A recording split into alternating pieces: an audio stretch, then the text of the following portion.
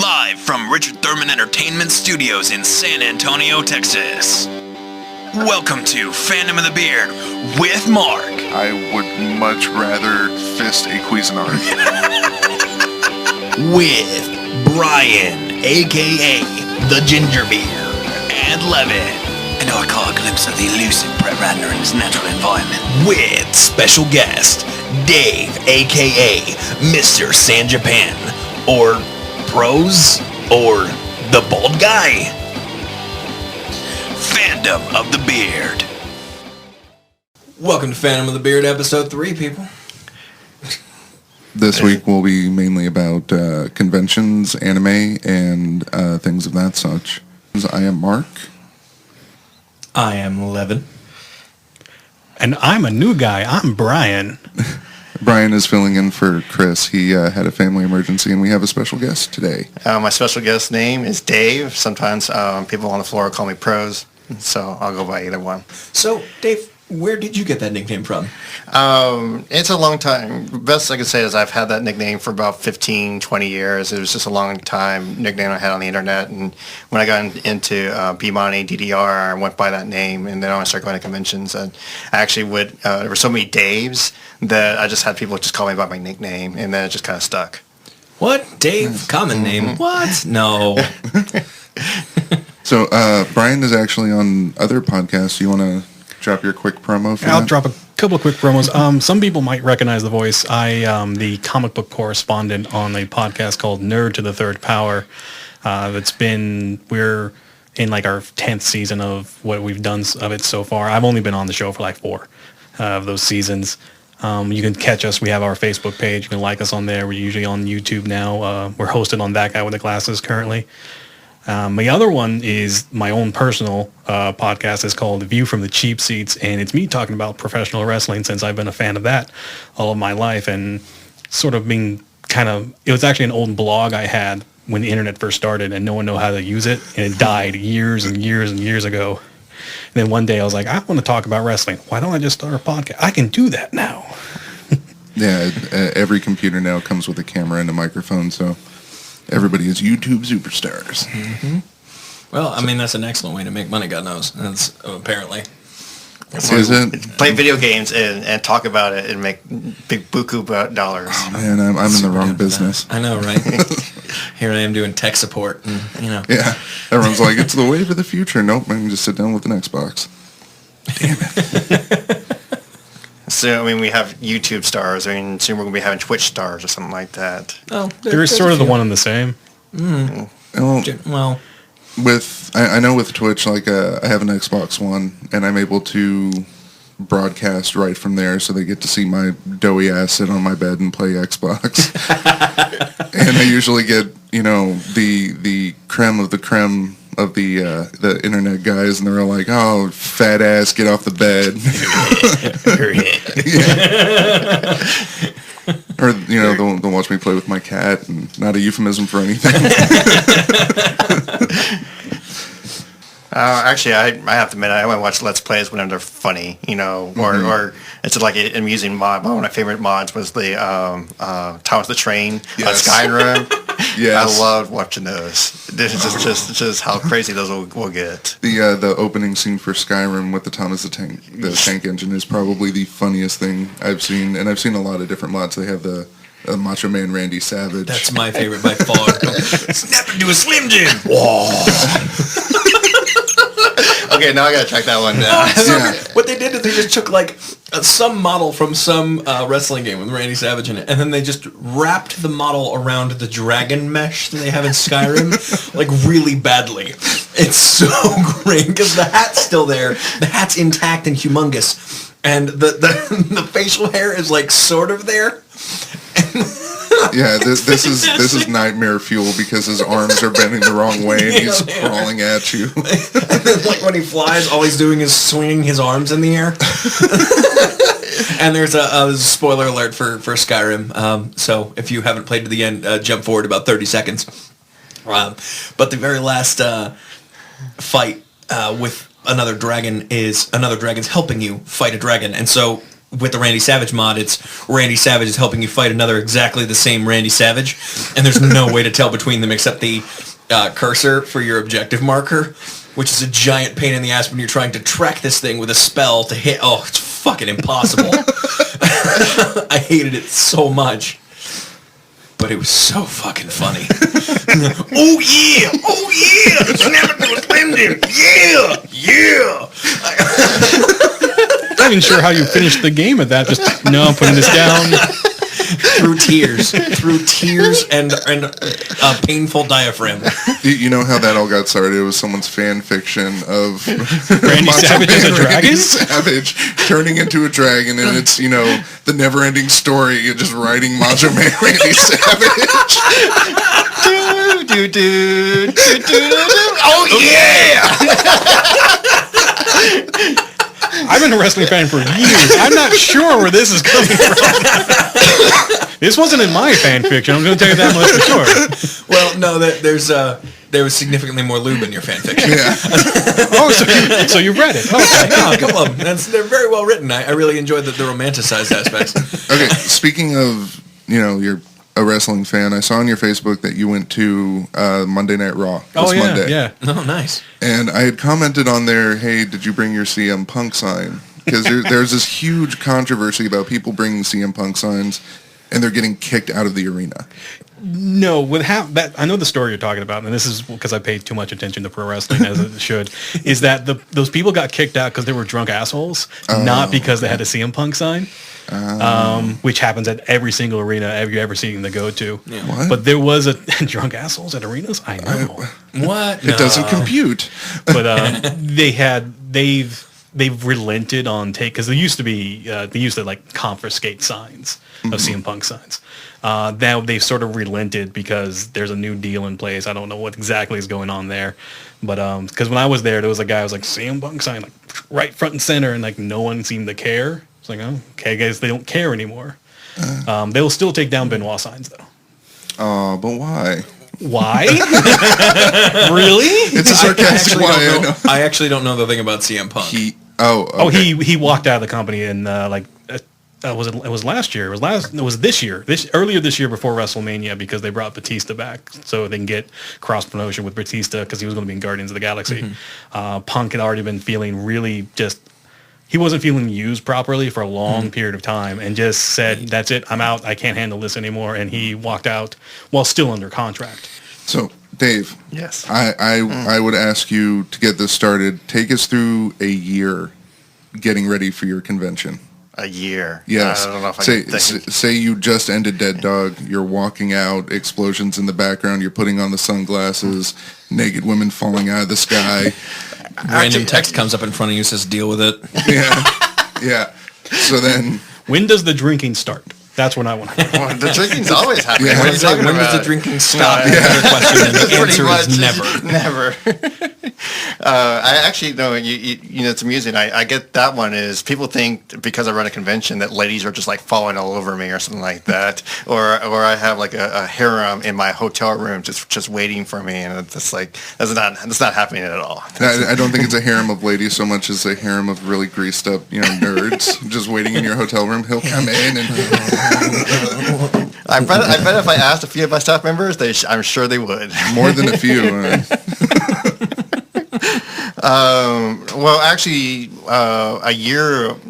And see, the thing is, I'm already planning for the next year before the convention even starts. Because with our venue, I'm already planning out 3-4 years in advance. So,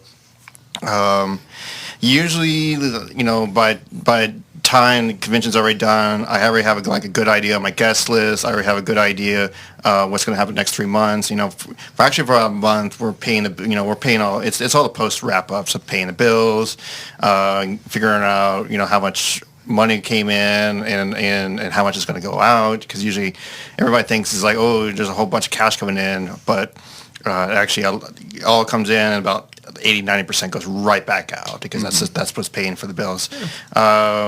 Planning is usually 3 months. Is just we're starting to build it up. We're starting to get the building blocks of the year. It was like, okay, we have a theme.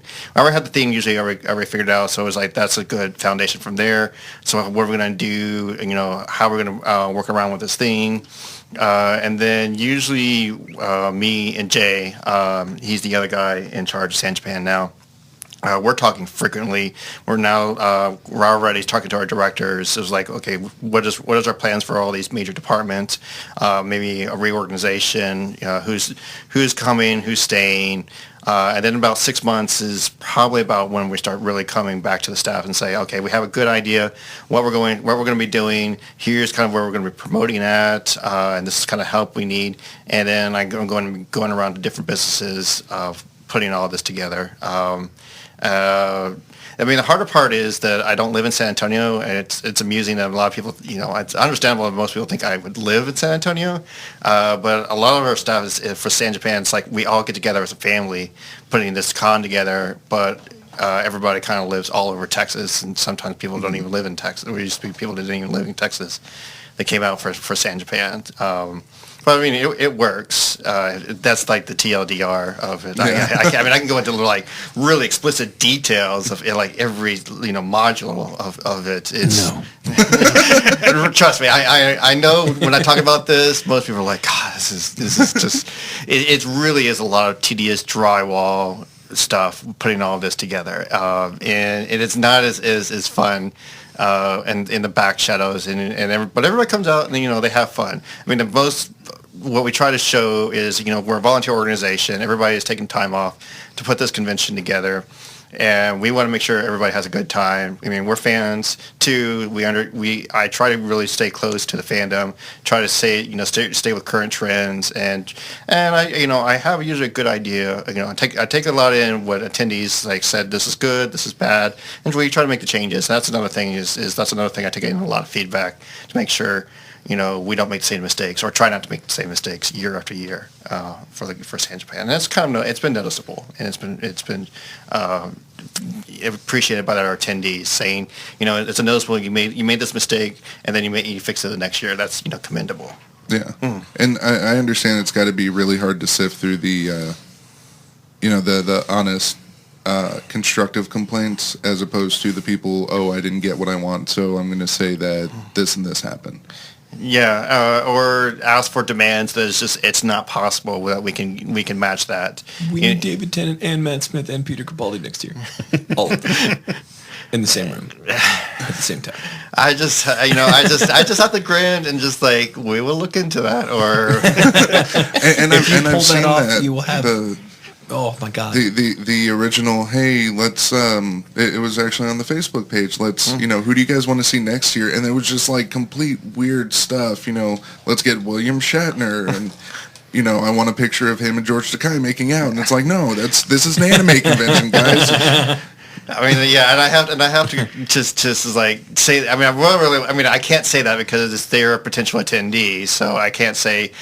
Look, that's just ridiculous. I mean, I take in the suggestions, and I keep really close to what in my eyes, I have to admit, I have a good idea what the guest list is going to be, who is attainable to, but if some good suggestion comes in, I'll be like, okay, is that possible? One is a lot of voice actors or video game voice actors. Well, unfortunately, a lot of them really bumped up their rates. They are not. We used to be able to bring them out, and they'd be coming out. They'd be cool. It was like, hey, throw me a few bucks, and I'll come on. I'll drive on out or fly on out. But now they're asking thousands, and we just can't. Video game voice actors are asking, hey, can we get pay for our autographs? And I'm really against paying for autographs and all that kind of stuff. Right. Do you think some of that's because the con scene has sort of exploded these last couple of years? It died down for a while, but now it seems to be on another growth spurt. Oh, dying? No, it's exploded. I would say because of Comic Cons, it's actually kind of run off onto anime cons too. And there, people who see the Comic Cons like, and all that money coming in, they're seeing they paid for autographs and paid for photo ops. It's like, hey, we'd like to get a slice of that. But the anime con and anime organizers are really with the old style of, it wants to be carte blanche with the pass. You get full access to everything, and we don't want to charge for autographs. And we push back. It's like, we really don't want you all to charge for autographs and all that stuff. We want to make sure, the attendees are 13, 15, 17-year-olds. They don't have the money to pay $20. They're lucky to have enough money to maybe get into the show, and then maybe buy some stuff in the dealer's room. But we're straining the tournament with these people. So try to get more cash. And people who have a very low amount of income is just asking too much from these attendees. And I think like the coolest thing that I've seen that you've done, Dave, is you've gone to different conventions. Yes. That's what you do, is you just convention hop, and that's got to be amazing. Well, it's nice. That's one of the nice perks, is that the company pays for to go out to I've gone to Boston, Atlanta, LA, Denver, Detroit, and I will observe and see like what are some great attributes, or what are some great things that they're putting on that I could possibly bring down to San Japan. I'm not exactly stealing their ideas. It's okay to kind of lift an idea and apply it to your own show, and that's okay. Organizers aren't going to call each other out. It's like, oh, I can't believe you're doing that, because for the most part, they're cookie cutters. Most conventions are cookie cutters. There's basically a formula, an expected formula for the conventions. But it's okay to take some really good ideas. I've seen some in like Atlanta and Detroit, or Boston is another one where they just had some great organizational ideas, or some great programming ideas. It's like, can we apply that to San Japan? And I mean, that's another nice thing about San Japan is, I get to travel around, mostly Texas, and I get to, promote San Japan. And then I also get to observe is like, what are they doing right and what are they doing wrong, to make sure we don't make the same mistakes.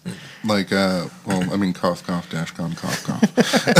Well, I don't think we're gonna have any problems like that. Actually, if you want to read one that's blowing up with the organizers I'm talking with, you also look into EpicCon Ohio and what's going down with them. There's some of the people are calling it is just as worse as DashCon, but DashCon, they hit a nerve with certain people. I've learned to not try to make a convention about Tumblr, because that is, if it goes great, they're just gonna be like, it's cool. If it goes bad, it's just gonna blow up. And I think that's just started the fires with all of that. People were just coming immediately after that. I was like, so San Japan gonna have a ball pit? San Japan gonna have a ball pit? And I was just like, I've actually said, no, a ball pit will not happen. Well, I mean, it's legally a liability. It's just not going to happen. But I said I'm not going to be a jerk about and just rubbing in their faces about it. I mean, I couldn't stop attendees. Like, some hated it, some despised it, but I like the Titan hipster ball pit guy. Yeah, he was throwing balls at closing ceremonies. I notice every year I sit there and I download the guidebook. I'm like, okay, I'm going to get this. I'm going to see this guy. And by the end of it, I'm like, I didn't see anybody. I don't even care anymore. I want to go to sleep next to somebody who doesn't have excruciatingly bad body odor. I think one thing that could possibly improve things is handing out deodorant at the door. If I got that kind of sponsorship, I wouldn't have a problem with it.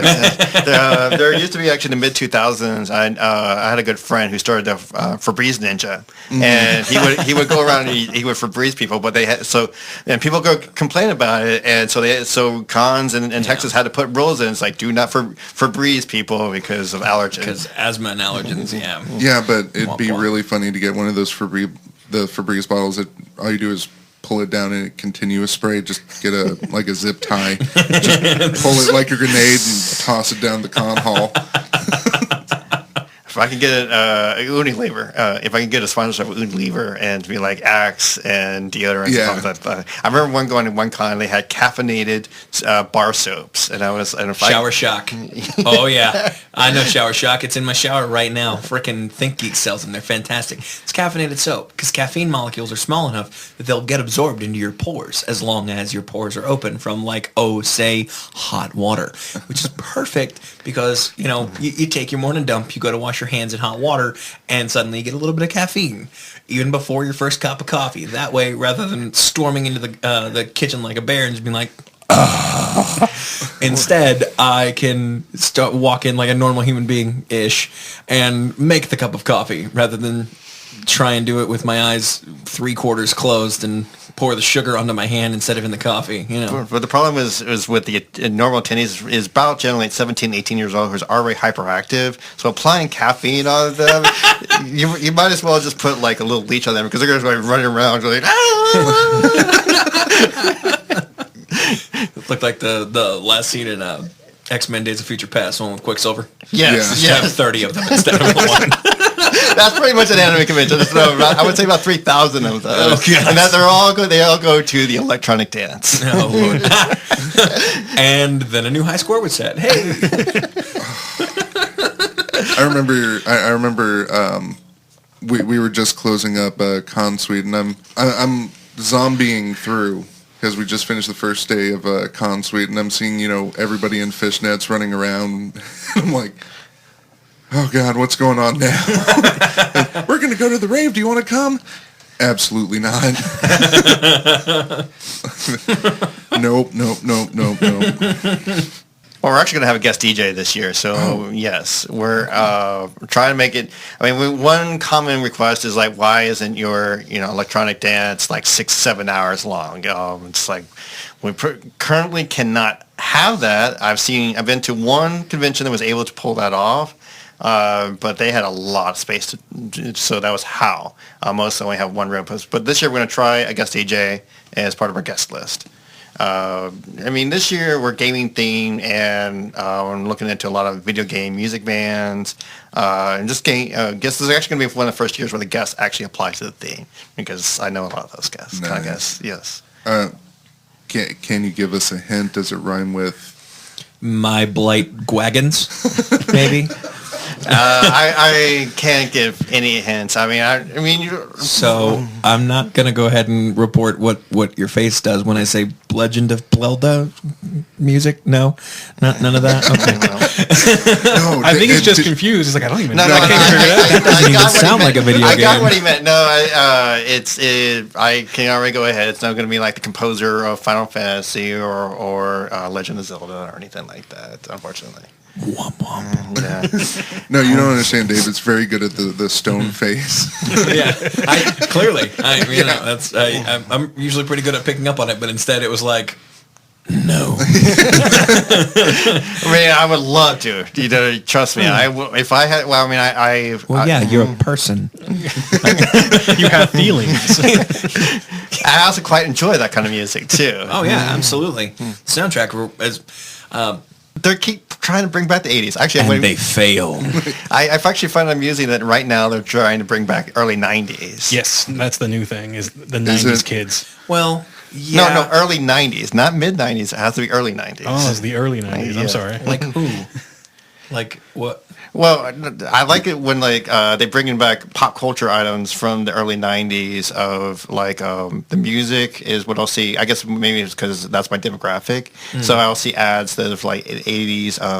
Like Geico's brought back Icky Woods for their commercial. He was well known from the early 90s. I'll see music, hear music clips. It was like, well, those were hits in 91, 92 and stuff. I'll just go ahead and let you feel old for a moment. I was born in 1990, so I have no idea who the hell that is. Yeah, You're welcome. He's our young one. 24. That's how it goes. No, I'm like one of the old. When I go to anime cons, I'm like one of the oldest people there, and I'm fully aware of it. It's like whenever you're running it, you're allowed. Yeah, you're in charge. You make the rules. So speaking of anime, has anybody seen any really good ones that just kind of pop out at you and you feel like you have to tell everybody? Oh, well, I mean, there's this one that... In the fountain of Hoveniniga. Right. Yeah, but other than that, no. Everybody's so in love with that, and I've seen the first 5 episodes. But episode 5 is what reels you in. Is it? Yes. I just recently saw all of it. I just got bored one day and like watched the first season. I guess I'm not sure how they do it. Even though they called it Attack on Titan in Japan. Yeah, and I don't really watch a lot of anime. I think I've watched like in terms of season, like full series, like maybe 5 or so. But so like I was watching this one and like first 4 episodes, like this is cool, but I don't see anything special. Then episode 5, it's like if I could call it like it's a mafia boss series, because for the first 4 you're getting very comfortable. You get so comfortable you accidentally insult them. And he's like, well, what do you mean? It's not good enough for you? Okay. That guy's dead. That guy's dead. That guy's dead. How is it fine for you now? You're like, oh, I'm sorry. I didn't realize I was talking to George R.R. Martin. My bad. I think I got that far as far because I started reading the manga, and it is. Started reading the manga. Whatever. It's anime. Oh God, no. And manga. Japanimation. No, so I sat back and I was reading it, and I got to the part where everybody dies. I'm just reading it. I'm like, oh well, I did like that guy. All right, he's gone. Oh, that was my second favorite guy. Well, fuck him then. Stephen Moffat, George R.R. Martin, and Joss Whedon all walk into a room, and everyone you've ever known or loved dies.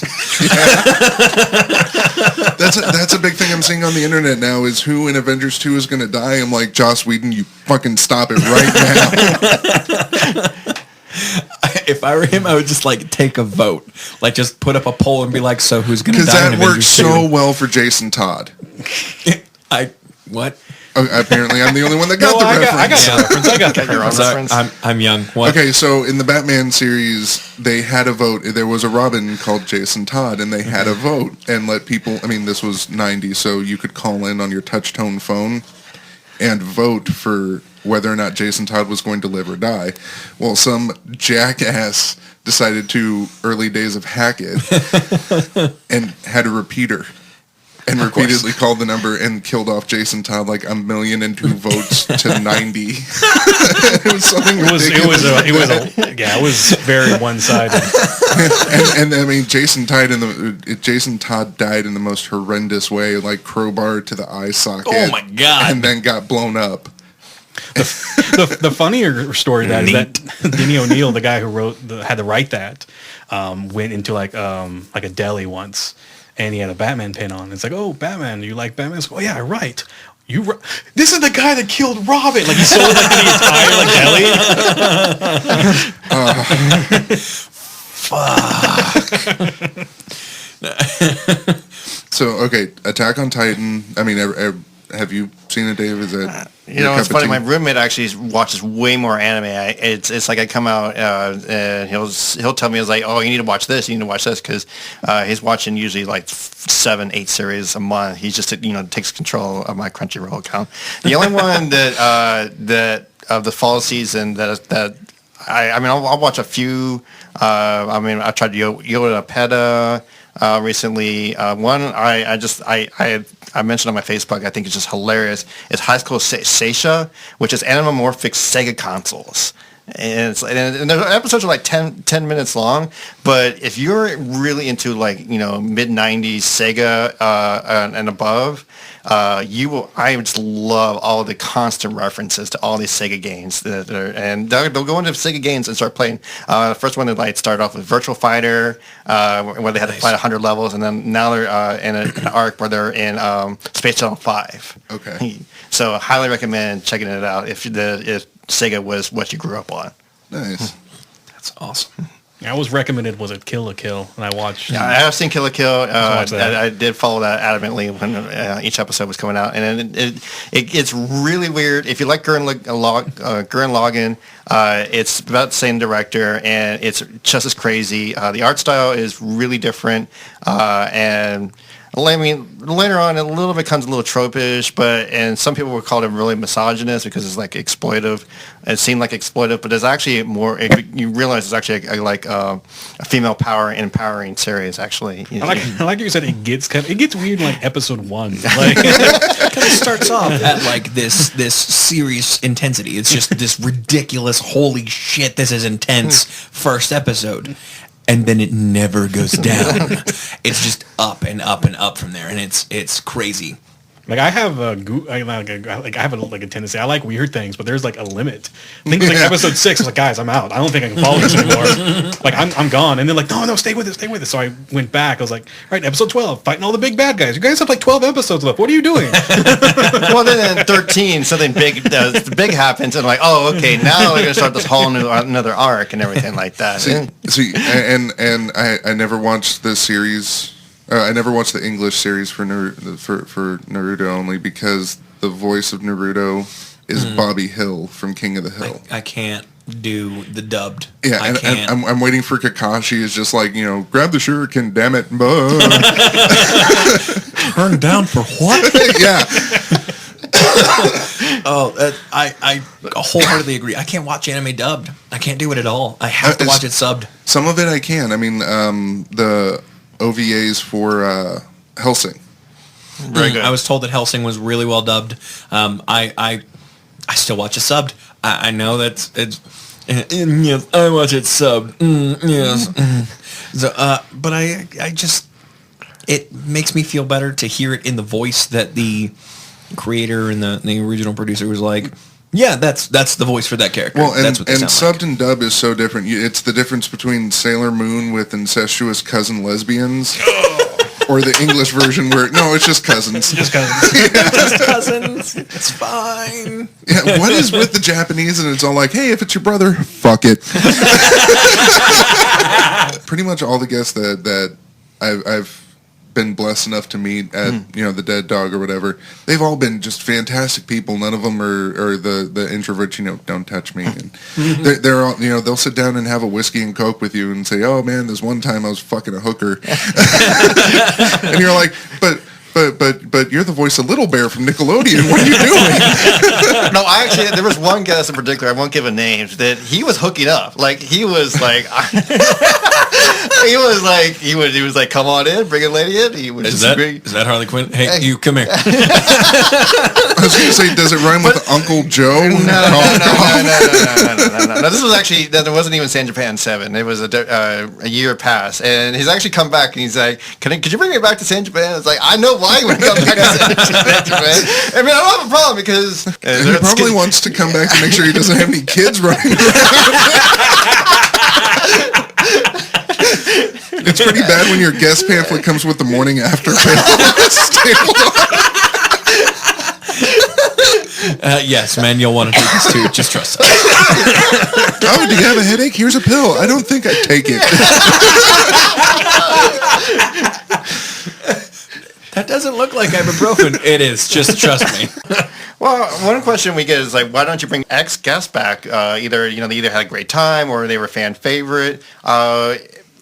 We decide who we want to. If they seem like they had a great time, the interaction, and but for the most part, most guests, they need to come in with this is going to be maybe your one and only time it's going to come out to the convention. I reevaluate year after year if they're going to come back. And there's some guests that has shown, such great fan interaction. Kieran Strange is one where, like, I was hesitant the first year, but she's become such a popular with the attendees that we keep bringing her back year after year. And she even adds more to the program because it's like, she calls San Japan one of her like part of her Texas family and everything like that. I guess that's one of the biggest questions is you've been going on, this will be 8 years next year. Mm-hmm. So, I mean, that was before the humongous blow up of YouTube.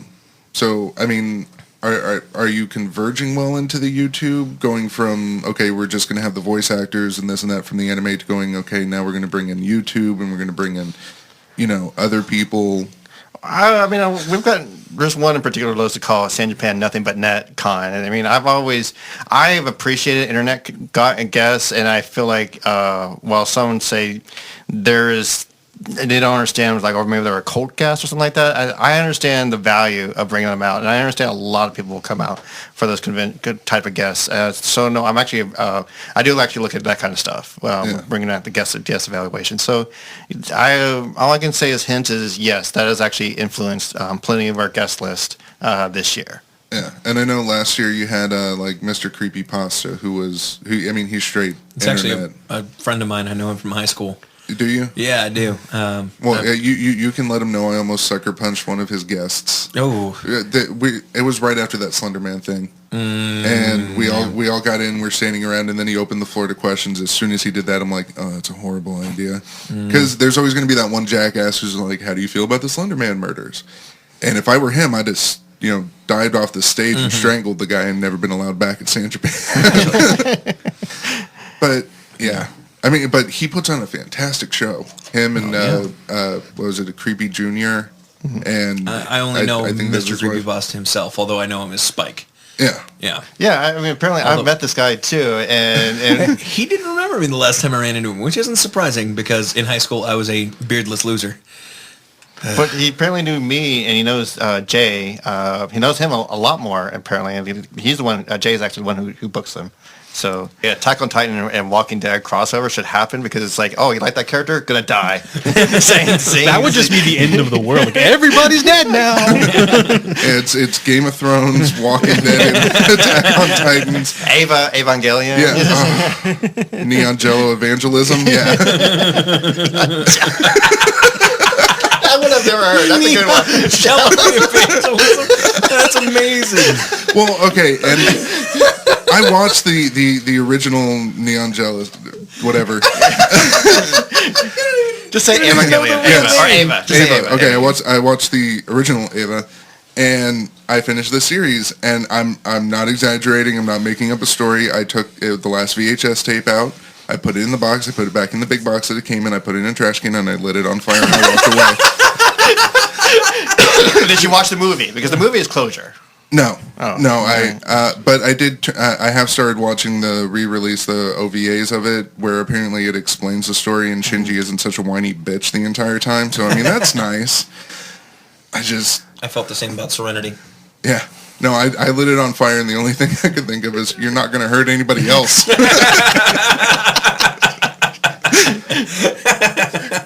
Well, that copy anyway. Yeah. And it's like burning a Ouija board at the end of the movie. You're just like, and we're done. You had a question about TV. We didn't talk about TV. Oh, yeah. No, I was going to see if anybody had caught, like, Constantine or I got Constantine. seen the extended trailer for Avengers. I have seen the extended trailer for Avengers, and I've also seen how well it syncs up with My Heart Will Go On. Yes. Which is You're fantastic. welcome for that, by the Yeah, way. anytime. It's, oh my God. Mark showed me that one. It's one of the funniest mashups I've ever seen. It is just the Avengers trailer and then My Heart Will Go On in the background. It syncs up perfectly. And I wish I was joking, but it is one of the funniest things I have ever cried at laughing so hard. That was great. And Now I have to find it. yeah. Oh, yeah. Yeah. It's going to be very easy. Yeah, just Google Avengers Titanic. They took it off of YouTube, but it's on other places. Yeah. Because whoever wrote Titanic was like, me. Oh, James Cameron. Oh, right. Yeah. Yeah. Well, did he even write the song? No, Celine Dion wrote the song. Oh, okay. Well, then Celine Dion was like, me. So Well, she's always like me. She's Canadian. Wait, then shouldn't she be apologizing? She does. Well, she lives in Las Vegas now. I think it's starting to affect her. Oh, okay. Makes sense. Her show is called I'm Sorry. Now, have you seen the Avengers trailer? Yes. Okay, what did you think? Like, is this going to be the movie that you see next summer? I'm not sure. I really don't have quite an opinion yet. I mean, it just doesn't like capture me or such. But so I just got to wait to see what the movie comes out and see what happens and see if it's just mind blowing as the first Avengers movie was. I just really want to watch Cap move Thor's hammer. Like, and then just that be a running thing where he just picks up the hammer and puts it other places. So Thor, like, comes up to, Tony Stark and is like, hey, you guys seen my hammer? And he goes, well, I'm pretty sure it's wherever the hell you left it, big guy. Yeah. He's like, it's not coming to me and I can't it's not where I left it. Just Captain America like giggling in the Steve background. Rogers just runs by the doorway with Mjolnir in his hand. I'm more concerned because I was taken aback because like they gave Ultron like a face, like a real Yeah, face. that bothered me too. I was like, that's weird. Like coming from someone who reads comic books all the time, so I'm always complaining. So over on this side of the room, right there. so when I saw like when he did the like I have no strings on me, it's like I was like, you have a face. And people complained about that line. The no strings on. Yeah, me? they're like, oh, it's from Pinocchio and it's a Disney, so of course they snuck it into a Marvel movie. I'm like, Wait, who cares? Disney owns everything. Yeah. Not only that, Disney do is you our remember? Do you remember puppet the masters. story of Pinocchio? It kind of fits. Yeah. Did you get to make Comic-Con this year, the San Diego one? No, I've never been to San Diego. I've only been to Alamo City. Well, how was Alamo City this year? Well, I mostly just promoted it at our booth, and I did get to walk around. It was crowded, but in a good way. I think I went the first year, but it was so unbelievably crowded that they had to triple the size. I was kind of hesitant because I didn't know what was going to happen. But I think Apple and the Alamo City did a good job. I think finally. I mean, there's been plenty of complaints of what they did wrong, but I'm not 100% sure about being a Comic-Con, just personal opinion. But I think it's a good show, a good mass media show that San Antonio has been needing, and I think it's going to go places. Yeah, I usually don't get to see the guests until Dead Dog, and I remember the first year I went to Dead Dog, I sat down, and I was exhausted. I was volunteering, and we had just torn everything down, gone to Dead Dog. I'm sitting there, and I'm having libation, and this guy in this like straw cowboy hat sat down next to me, and I looked at him. I was like, I have seen people just swamp you the last 3 days. Who the hell are you? And he turned. He's like, oh, I can't even remember his name. Scott McNeil. Thank you. Yeah, and he's I did the voice for Wolverine and Waspinator, and my childhood went whoop. Just fucking nerd boner right in front of this guy. And I'm like, continue. Like, Please talk more. Make more sounds come out Yeah, of your face. Yeah. Do it as Waspinator though. There's only a few guests I've swooned for, and Scott McNeil's one of them. Yeah, I'm like, talk dirty to me as Wolverine, please. No, I'd have to say probably for a lot of the people, the guests and the panels, and I like the dealer's room because my very first job was working at a flea market, and the dealer's room reminds me so much of the flea market, just the different booths and everything. And there were a few stores in the flea market that had, anime goods before anime really became a thing. Back when nerd was an insult. Yeah. Yeah. So I walk into the dealer room and it's like, I'm 15 again, walking around, and this year I actually had money to pick some stuff up. So I'm just like, I want this and I want this, and I got like 4 or 5 different T-shirts, and it was quite nice. It's you go into the dealer's room for an anime convention. It's like it's eye candy. It's like you have to hold back because you want to throw money at them. It's like, I want all of this, but you're like, I'm broke. I want all of this, but I also like a house, and food.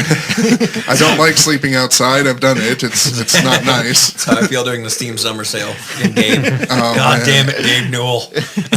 Well, if you're a staff volunteer, which is we're going to be calling rangers now. If you're a ranger, you're actually expected to work 10, 12 hours. That's why you're exhausted by it and you don't get any time because we put that expectation that you're going to work very long hours because that's what you sign up for. Yeah.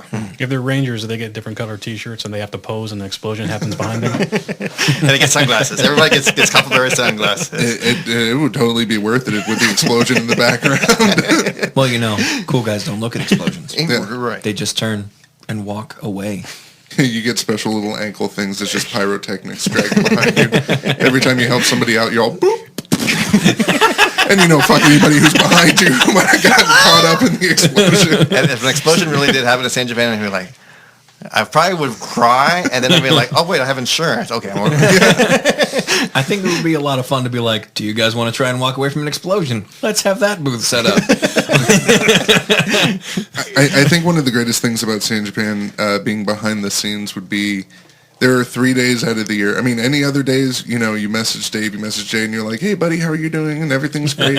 Those 3 days, you do not talk to them. Like, I don't care if it's raining frogs and, you know, two-headed dragons are attacking. Deal with it on your own. You're an adult. Did you bring the dragon lasso? No, the 2 lasso. Yeah, that one. Use that, idiot. I'm done. Yeah. It's in the guidebook. Did you not read the guidebook? Yeah, basically.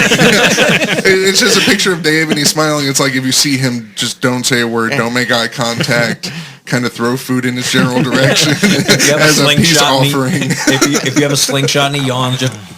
Actually, I would say the most stressful was actually 3 days leading up to the convention because that's where all the preparations. And then when the con, I mean, this I can say for this year, when the con started, I had a PA, so it's like if you want to talk to me, you talk to my PA. Nice. Yeah, and that's when you get your big times. Yeah. I have a PA, and Jay used to have a PA, and he's going to try to have a PA again. It's like you don't even. We're just sitting on our thrones, and you just you talk to our PA. San Japan. No, and the fantastic thing is I understand how Dave feels because this year I actually got to have lieutenants. So it's, you know, I'm sitting there, I'm like, why are you talking to me, peon? And these are people that I've known for 10 years. And they'll come up and they're like, hey, Mark. I'm like, you do not refer to me as Mark. You refer to me as Grand Marshal Lordmaster. Yes. You may speak to a lieutenant, the one that is at my boot right now, cleaning it. With his tongue. No, it was my buddy Logan. He wasn't using his tongue. It was very awkward. Squeaking. No, I mean, we joke around, but no, I know it's not that bad. We're not, you know, up on high. I know personally I was in the trenches, like, you know, your problems are much bigger than mine. Mine are like, what do you mean we're out of hot dogs? I mean, that's a very minuscule thing compared to your, you know, what do you mean this guest didn't show up and is currently on the roof drinking? That's nothing. No, we can deal with that. Fights going on? Okay. So did you have anything that you wanted to say about, you know, San Japan promotion or, you know, come here to volunteer or anything like that? I mean, I would love, please, if you would like to help out San Japan, we need anybody with good customer service, please. That would be a great attribute to please come on out to San Japan because we are expecting between 15 to 17,000 people this year. Is what we're 100 million people. I mean, it used to be nice. It was like we used to brag that San Japan was the biggest convention, but we got overtaken by Alamo City, which is fine. I knew there was if somebody got their poop together, that good comic convention would blow up in San Antonio. I mean, there was that article I linked recently on the Facebook group. It was like people were saying like, you know, San Japan was the one that started this. We wouldn't be having all these comic conventions coming through our PAX, even if San Japan wasn't the ones to say, hey, it's possible to put a convention in the convention center. And I remember we finished everything up. We're sitting there and we had an online Google meeting. Mm-hmm. And we're sitting there and nobody had said anything to me. And then I think it was Jay came over the microphone. It was Jay because I remember seeing his face in a giant cloud of cigar smoke. And he's like, so you're going to be running Consuite next year, huh, Mark? And all I could think was he looked like the Penguin, where he's all like, so Batman. He looked like Dick Cheney? What? Yeah. Considering how short he is. Yeah, exactly. He was just like, so. No, Mexican Penguin, actually. Yeah. He's like, so Batman. And I remember he said, so you're going to be running Consuite next year, and I hit my mute button. I looked over at Chris. I'm like, what? And he's like, yeah, if you want to, I've got lieutenants and this and that. I'm boop, very timid. I'm like, yeah, I guess I'll go ahead and run Consuite. Thanks for this opportunity. And I didn't hear anything about it for like 6 months. So I'm like, that's okay. typical. Yeah. Don't worry. It's because we're doing we're we have so many cogs in this convention, so we have to focus on different departments. We're like, let's get around to this part. And there's some parts we're like, we don't need to worry about until about weeks or months before the convention. And then we got around, and we're like, but that's just most department heads are used to that. Yeah. Well, I hadn't heard anything, and then we had a meeting at the Hyatt. Where we were all sitting in the room, and I'm like, okay, maybe they mentioned it and forgot about it. Everything's great. And then I remember you standing there, Dave, and you're like, so Mark, you're still running Con Suite, huh? And just spotlights. I'm like, I had a few ideas, yeah. Which is really funny. You see me in person. I'm like 6'9", 350 pounds, and just, see me shrink to like 4'2". I'm like, I had some ideas. It might have been okay. It could not have been as bad as year 6 with the guy. Now I can talk about this. Can we actually talk about that now? I have no problem talking about Nick. Yeah. It was. We did not know what concert was going to happen. We were like, we were getting it to Hicks actually because we heard nothing from Nick, and he shows up. It's Friday, 2 a.m. Con's just about to start. He shows up. He's like, I just got out from the hospital, and he has this giant bandage, appendage, and it's like the side of his neck. And he's like, I'm here for Con Suite, and I'm like, holy! You shouldn't even be around food. You shouldn't even be here at this moment. Because we got a message like a few days beforehand. It's like Nick's in the hospital. I'm like. I'm flailing because I'm trying to keep up with the no cursing, but there was plenty of cursing that was going on because it was like, oh man, we don't. What are we going to do about this? This is true crisis management right here, and just the fact that he shows up, and then the 3 days, it was clearly he should have not been there at all, and it was I was not surprised that people were coming back like the food was undercooked. We might have gotten food poisoning from this, and the Hyatt came back afterwards, and it was like you can't even do this stuff anymore. I mean, we had to be a lot more incognito. Oh yeah, with the Consummate, and that was the Hyatt. It was really pressuring us about that. Yeah, I remember that year. I didn't know that Jay had come by to see Chris, and I went up to go grab something to eat from Consummate, and I came down and I had literally 2 pieces of bread, a piece of cheese, and 1 piece of meat, and like a warm soda. And I walk into the room, I didn't notice that Jay was there, and I was like, yeah, fucking head wound Harry gave me a bad soda. And Jay was taking a drink of something, he just spit soda all over the floor. And I'm like, oh yeah, you're one of the heads, aren't you? Well, I'm not coming back. Fuck that. No, we were with you, man.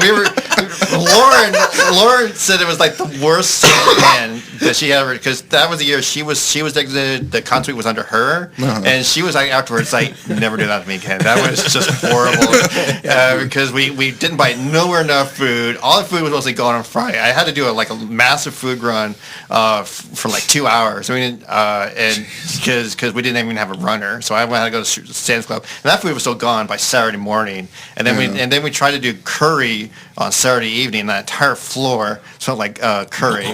Yeah.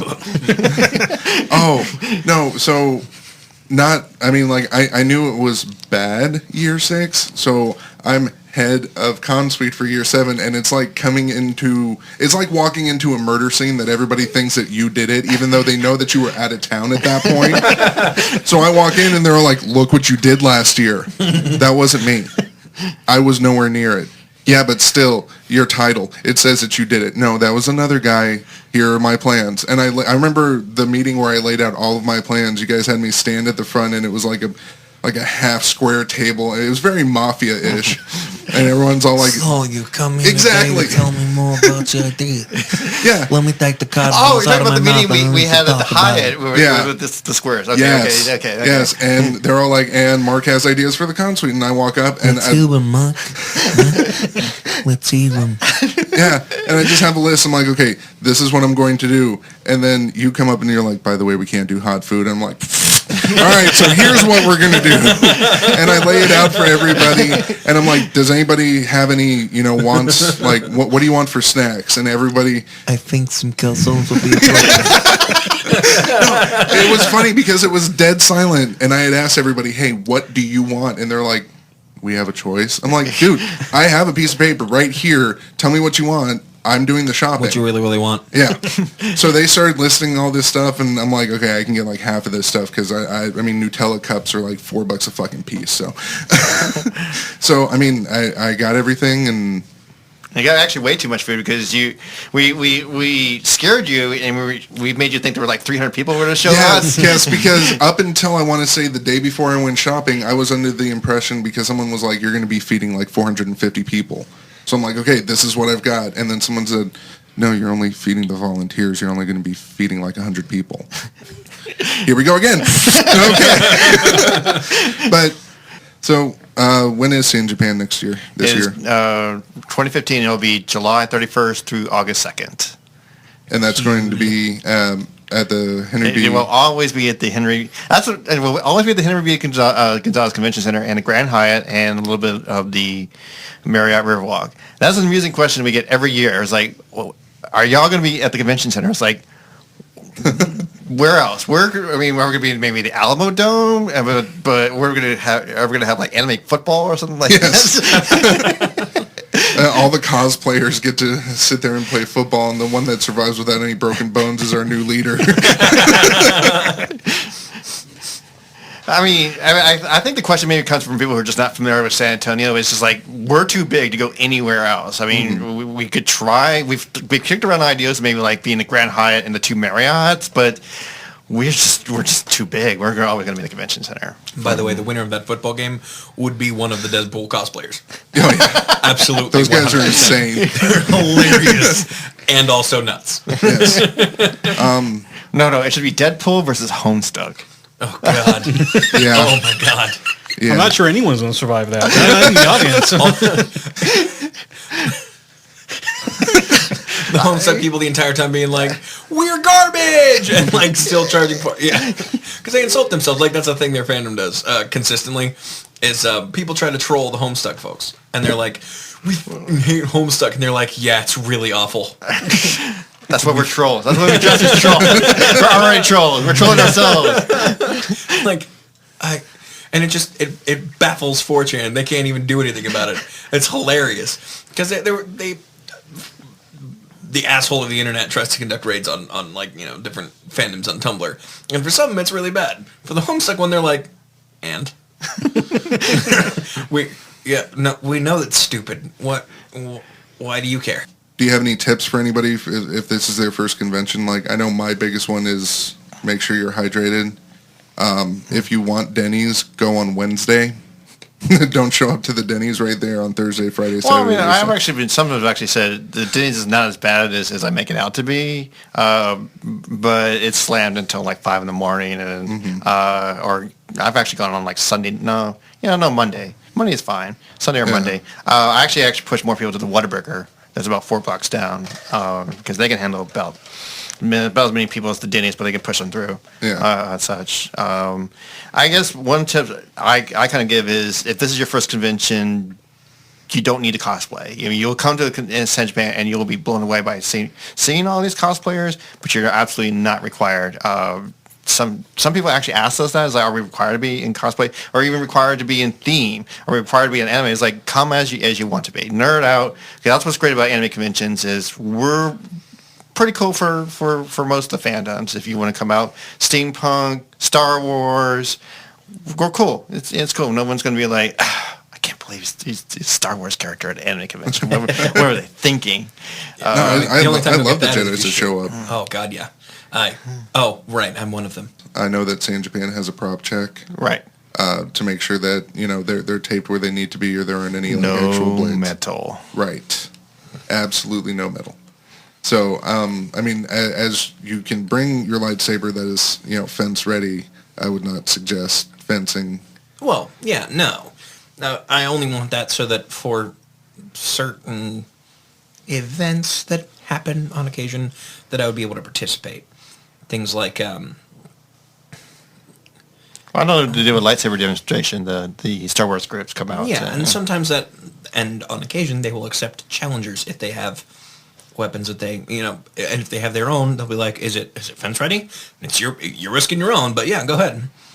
And I really want to participate in that because it's badass. Yeah.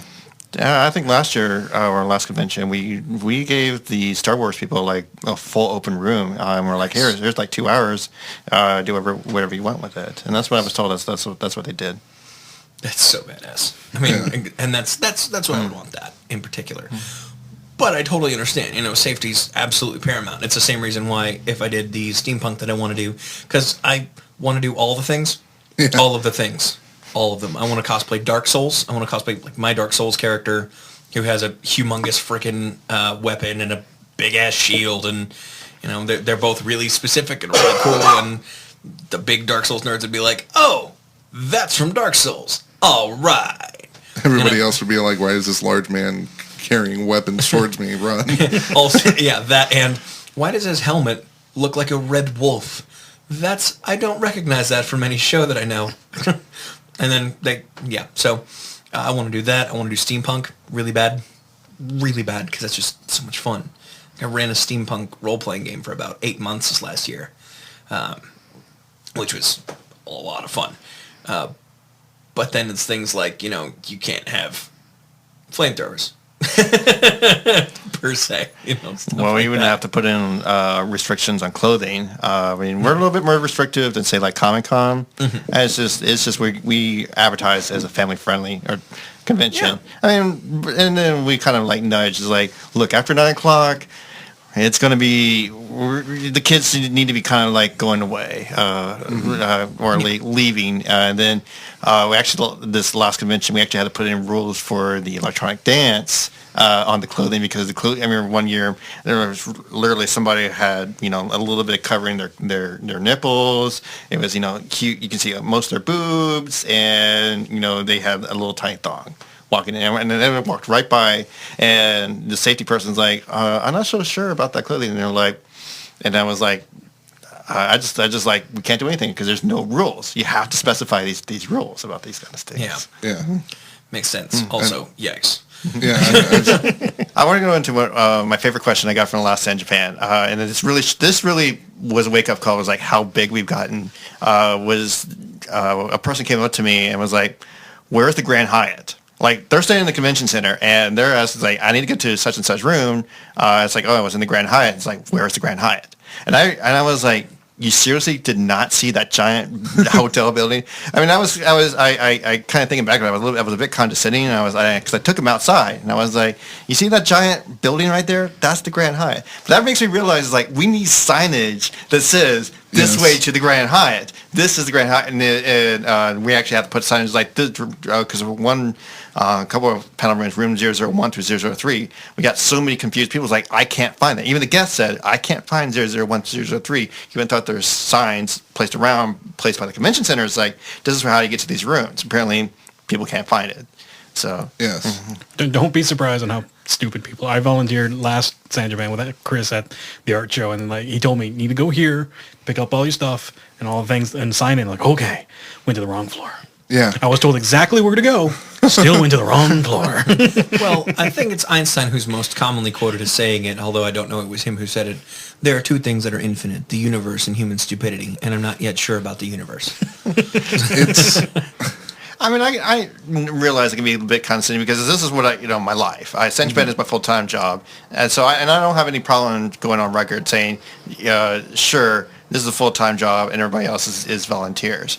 But the staff is understanding. It's like, this is what he does as a job, and it's understandable if he takes a little bit of the revenue to kind of live with life. But I'm not like, again, you're talking about joking about Escalades and stuff like that. Yeah. It's like, you don't see me. You see my car out there. It's not like I'm living in a lavish life or anything like that. I'm not like living in Northwest San Antonio with a $250,000 house or anything like that. I live within my means to make sure San Japan is functional and everything like that. And all of your attendees appreciate that 100%. Yeah, I mean, the big difference for me is I've been to A-Kon. I went to A-Kon 18. It was a great convention, fantastic convention. But then I turn around and I go to San Japan, and everything seems a lot more personal. Everybody's there to... If you go as an attendee, I'll tell you this. It's like everybody is there to make sure that you have a good time. Yes. Not, yes. Any business or anything you goes to make money, but you can definitely tell with San Japan, it's not about the money. There are people constantly walking around with, I think this year it was green shirts that say staff volunteer, and all you have to do is stop one of them and say, "Hey, where's this?" they'll whip out their phone with the guidebook and say it's in this room. The pocket guides, and I mean, we will go out of our ways. It's just we want to make sure that's what it comes from the top. It was like we are all about customer service. We want everybody to, they came in here. We're very appreciative that they paid to be there, and we want to make sure that they have a good time. Exactly, and I think my most common phrase from last year was, "Have you eaten? When was the last time you ate?" You said, sit down and have a sandwich. Had that happen to me. Yes, if there is any sort of hesitation and, hey, when was the last time you ate? No. Sit down, eat, have a water bottle. Well, I've got stuff to do. Don't worry, it'll wait. Whatever you're doing will wait to make sure that you hydrate yourself. Such an odd experience to have that happen, and because I couldn't remember when the last time I ate. Like, all right, because it was like, do you want a hot dog or chili dog? Hot dog? I have a hot dog now. I didn't know what to do. It's like, you're supposed to eat it. Well, I've never just been given food before. I know the biggest flip for this year was we weren't giving out sodas. Mm-hmm. And everyone was like, well, is there juice? No, there's life-giving water. There's water that will keep you alive. Mm-hmm. You should drink that. And, I mean, for my own guys, I picked up sodas for them because we're all running off of 45 minutes of sleep. Mm-hmm. I think we actually managed to get 2 hours of sleep because somebody forgot to set their alarm. 2 hours is pretty good. Yeah. That was my rule. If I get more than 4 hours of sleep, the con's doing really good. Yeah. So, I mean, needless to say, by Dead Dog, you're pretty much fueled off of caffeine, alcohol, and the sheer joy of knowing, hey, it's done. Next year. I look forward to experiencing that with you. I really do. Yeah, it will be a lot of fun. Yeah, I'll say it'll be a blast, and up until, the day before, I'm like, this will be... Everybody who was, volunteering for me last year, I'm running around doing everything. I've got everything on a computer, getting all the shopping done, making sure that that's done. And they're like, oh, you should sit down and do this. And I'm pretty, get the fuck away from me. I'm just got to get this done. And I remember that day we left early. We went to Sam's, and they're, Sam's was like, okay, we have these 2 baskets, but we still need to get your other baskets. I'm like, we ordered it a week and a half ago. It should already be here. Well, we'll be done soon. So we sat at Sam's for an hour. Then we had to wait for them to load the pallet of water. I mean, we had 2 trucks.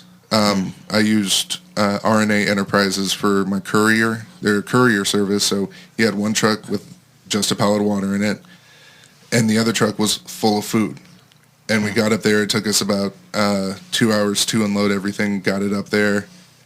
And I think it was like Friday night. I'm looking at the water. I'm going, oh, shit. So I get with Logan. He gets his truck from Got Junk. They bring another pallet of water in. And good thing, because Saturdays when, the cosplayers didn't have water and it was hot outside. So gave out more of the water. I mean, we had people come up and they were like, can we have a case of water? And I'm, calling Hicks. I'm like, can I give out a case of water? And by that time, Hicks is all, I don't even fucking care anymore. Just get it done. Cool. So, yeah, and one last story and then we'll wrap up. But Sunday night, I mean, the entire weekend you're frazzled. Sunday night, closing ceremonies is over. We're sitting around cleaning up. We all just stop and we sit down. And Logan comes out in his kigurumi, and it's a penguin one, and it's got a penguin tail that hangs right about where his ball sack should be. And he's standing there, and he's like, I never noticed this. He's got spread legs, and he's like air humping, and you just see the tail flapping. That's it for Hicks. Hicks drops to the ground. He is laughing so hard.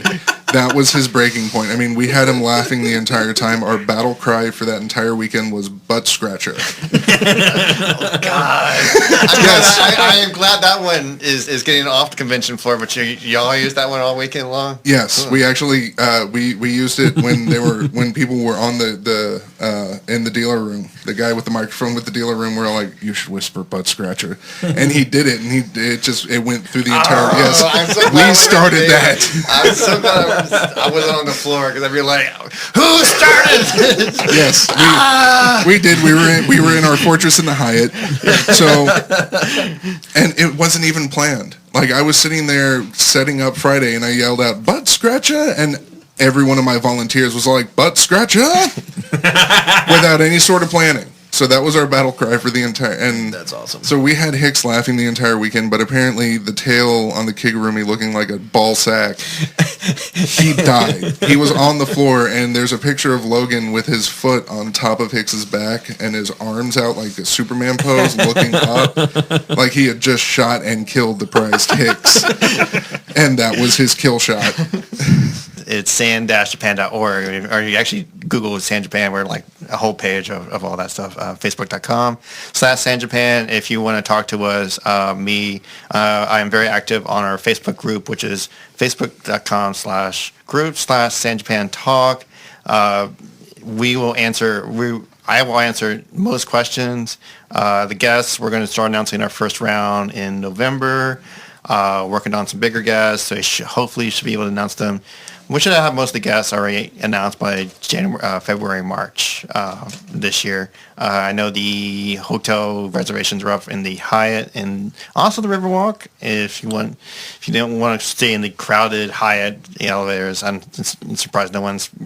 I'm surprised you didn't gripe about that, because that was one big gripe session. It's like, oh, I can't believe it takes 30 minutes to get on it. I try not to gripe about anything to whoever. Like, I'll mumble something under my breath while it's happening, but, I mean, it's elevators. What the hell are you going to do? Yeah. Yes, elevators are suddenly going to pop up. It's like, yes. Man, we're just magic people like that. I did tell Hicks that we need zip lines. That would be amazing. From like the third or fourth floor, like zip downs, or be allowed to hook up a zip line from like, okay, we're throwing down. Yep. Yeah, the trick is to get people not to try to slide on them. That's the real trouble. I would be more scared about that. Oh no, I'm a fat guy. Come on, I'm not going to zip line because I'm worried it's going to dip down and just be like. Made it down. Next dude's coming down after he just flies. I do want to mention that we already have our dates announced. I said Labor Day weekend. I have August for 2017, but the paperwork is in place to move it. So we're going to be Labor Day weekend for 3 years. Actually, I know it puts us up against PAX, Dragon Con. So we're going to try to be the biggest anime convention in the country during that big week. We have pre-registration up. It's currently at $45. It goes up to $50 actually after the new year. It'll be at the door. If you want to just come out for one day, it's going to be about $40 a day, basically, or $55 for all 3 days. Sounds like a great deal. Nerd of the Third Power. We're on YouTube under Nerd of the Third Power. We're also, like I said, we're hosted on thatguywiththeglasses.com under their podcast section. And then my personal one, A View from the Cheap Seats, is on YouTube, and I have a Facebook page. You can go and like it. Just search in A View from the Cheap Seats, and I'll be there. If you find the place that has an icon of the old WWF European title, that is me. That's my logo until I change it, so you hit the right spot. I don't have any other things else to really promote. As always, my beautiful beard is brought to you by Honest Amish Beard Products at AmishBeardCare.com. They're fantastic. Their beard wax gives me the hold that I need to get through an entire 8 hours of soul-numbing cubicle work, but keep my beard looking fresh as the day that I got it. We also have a promo code given to us by the wonderful people at Honest Amish for 10% off of any one product at their store, which is 10 nerds with a Z, 10. So that's 10 NERDZ 10. We're brought to you by Comic Bento Box. It's comicbento.com. They have everything that you could be looking for to get your monthly comics for a very low rate of $17.99. So go to comicbento.com. I also did want to mention that our theme song is brought to you by Killer Dismount. If you go to killardismount.com, you can go ahead and find them there. We are also brought to you broadcasting from Richard Thurman Entertainment Studios. Richard Thurman, of course, being a good friend of ours, and richardthurmanentertainment.com being a site where you can visit him for any of your recording needs. And lastly, for anybody that has not had a chance to enter the contest, there is a contest going where we are giving away t-shirt, hat, and a special surprise in a box that we will send to you. If you can figure out what episode Levin will sing in that one damn song from Frozen, then we will go ahead and send you off a prize. Again, it's not going to be in any of the past episodes, or this would be kind of moot. So go ahead and send that email if you have a guess. Go ahead and send it to a_3bnerds with a Z at yahoo.com. You can also reach us via our contact page at... It is www.wix.com/fandom-of-the-beard. And as always, if your beard is on your face or in your heart, thanks for listening.